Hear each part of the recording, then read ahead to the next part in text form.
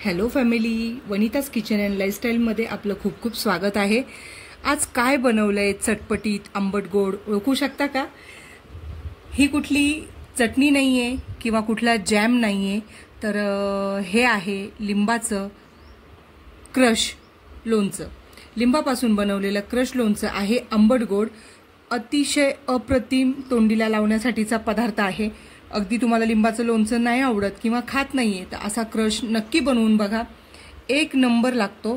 आणि पोळी भाजी किंवा जेवणाला तोंडी लावण्यासाठी किंवा पराठ्यांसोबत तर हा अप्रतिम लागतो। तर चला मग हा क्रश कसा बनवलाय 15 मिनिटांमध्ये, लवकर रेसिपी सुरू करूया। तर लिंबाचं इन्स्टंट लोणचं किंवा क्रश आंबट गोड बनवण्यासाठी मी एक 4 ते 5 लिंब घेतलेले आहे। सुरुवातीला एक पाव किलो लिंबाचंच तुम्ही करून बघू शकता। आता आपल्याला काय करायचे, लिंबू जे आहे ना ते या पद्धतीने कापून त्याच्या आतमधल्या आपल्याला बिया सगळ्या काढून टाकायच्या आहेत। हे बघ, या पद्धतीने बिया जे आहेत ना ते सगळ्या आपल्याला पूर्ण अशा काढून टाकायच्या आहेत। बी जाता कामा नये, कारण बी जर गेली ना तर मग कडवटपणा येऊ शकतो। त्यामुळे बी पूर्णतः काढून टाकायची आणि या पद्धतीने आपल्याला फोडी करून घ्यायच्या। तर सगळ्या लिंबांच्या मी सेम फोडी करून घेते। तर अशा पद्धतीने सगळी लिंब कापून पूर्ण बिया काढून घेतलेल्या आहेत। तर आता आपल्याला लिंबाचा क्रश बनवण्यासाठी लागणारा मसाला तयार करून घ्यायचा आहे। एक भांडं गरम करायला ठेवले, मसाले बघून घेऊया।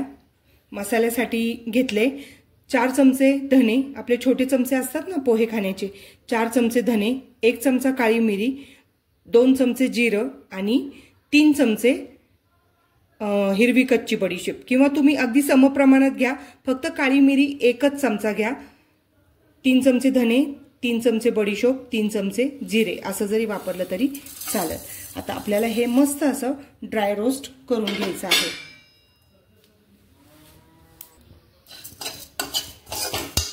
करपू द्यायचं नाहीये, एकसारखं मीडियम फ्लेमवर मस्त असं गुलाबी रंगावर भाजून घ्यायचं आहे।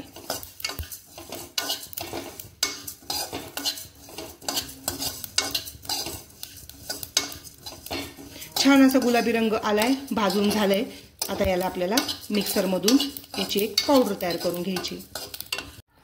तोपर्यंत आपल्याला एका मिक्सरच्या जारमध्ये हे सगळे लिंबाच्या ज्या फोडी आपण कट करून घेतल्या होत्या ना, या फोडी सगळ्या त्यामध्ये टाकून आपल्याला मिक्सरमधनं फिरवून घ्यायच्या आहे।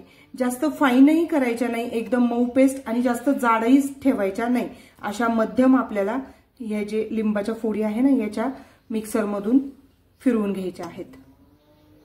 हे बघा, या सेम अशा पद्धतीने एवढा क्रश झाला पाहिजे लिंबाचा, असं आपल्याला मिक्सरमधनं काढून घ्यायचं।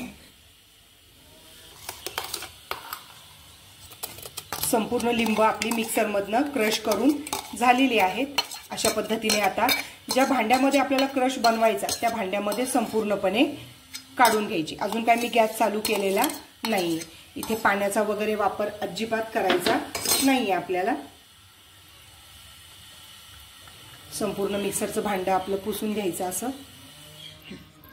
तर चला मग आता जे आपण ड्राय मसाले भाजून घेतले होते ना, धने, बडीशेप, काळी मिरी आणि जिरं, हे याची बारीक पावडर करून घेऊ। आता या भांड्याला गॅस चालू केलाय। आता लिंब होती पाव किलो, तर त्यामध्ये आपल्याला घालायची आहे मोजून अशी पाव किलो साखर।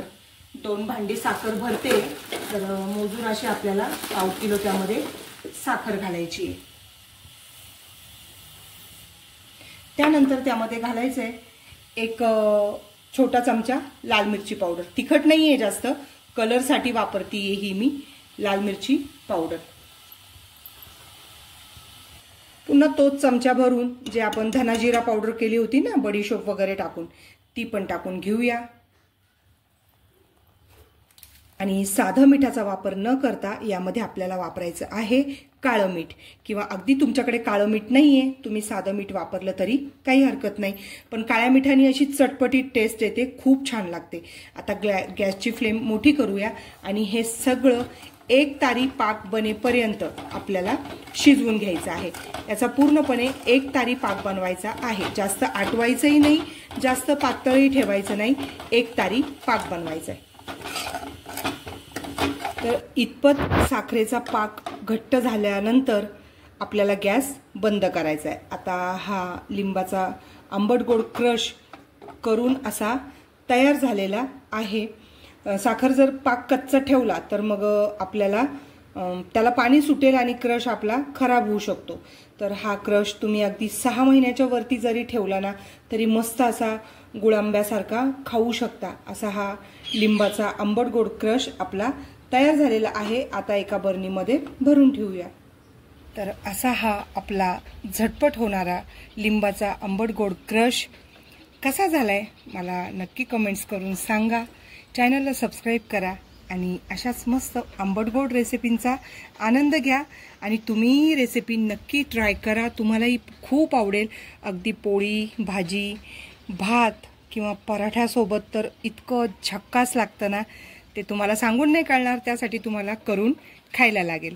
तर चलो मग रेसिपी कशी वाटली मला नक्की सांगा। तोपर्यंत हॅपी कुकिंग।